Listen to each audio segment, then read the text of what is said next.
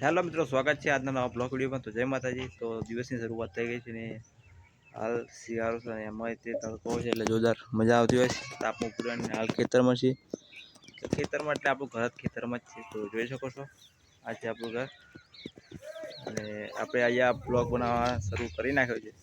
તો ઘણા દિવસે પછી બ્લોગ એક શરૂ કરી નાખ્યો છે। તો આ શું છે ખબર, ભેંસોને ખવડાવવાનું પોદળ્યું છે। તો ગામડાના હોય એમને તો ખબર જ હોય કે આ ભેંસો ખવડાવવા માટે પોદળ્યું કહેવાય। તો બાકી અમુક લોકોને 50% તો ખબર જ હોય, પણ 50% લોકોને નથી ખબર કે આ શું હોય છે।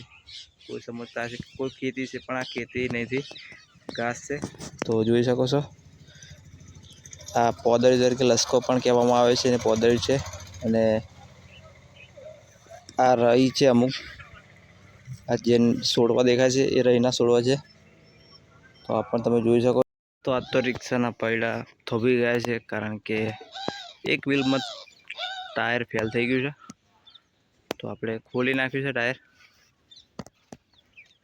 ટાયર ખોલીને નવું ટાયર લાવવું પડશે આજ તો ટાયર પણ એક્સચેન્જ કરી નાખવું પડશે, કારણ કે આવી રહ્યું છે કસ્ટમર।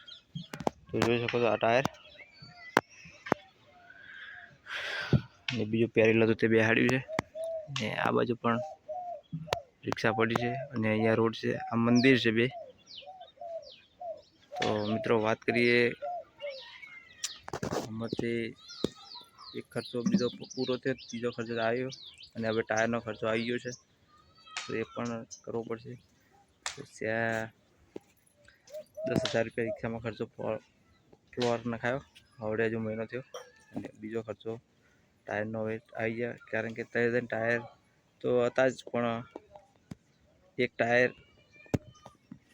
આ ટાયર ફેલ થઈ ગયું છે કાલે। તો હવે આને પણ નવું આજ આવી શકશે, લે આવવું પડશે, અને રિક્ષા આવીને થોભી તો ખેતરમાં રહેવાની કંઈક અલગ મજા આવતી હોય, એકદમ શાંત વાતાવરણ, અને કોઈ માથાકૂટ નહીં, કોઈ ઝંઝટ નહીં, ખાલી એક નંબર હવા, જોરદાર અને શાંત વાતાવરણ। તો આપણું ખેતર પણ અહીંયા જ છે, ને ઘર પણ અહીંયા જ છે। તો ગામમાં પણ ઘર છે, તો અમે પહેલેથી જઈ રહીએ છીએ, તો બહુ મજા આવે છે।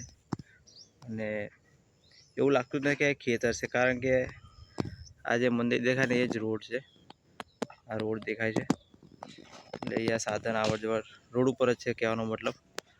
અને જોરદાર હવા ઉજાસ પણ, અને કુદરતી પવન, મજા પણ આવે।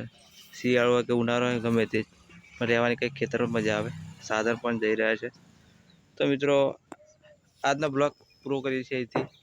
તો ફરી મળીએ નવા બ્લોગ સાથે। જય માતાજી, જય મેળીમાં, જય બહુચર।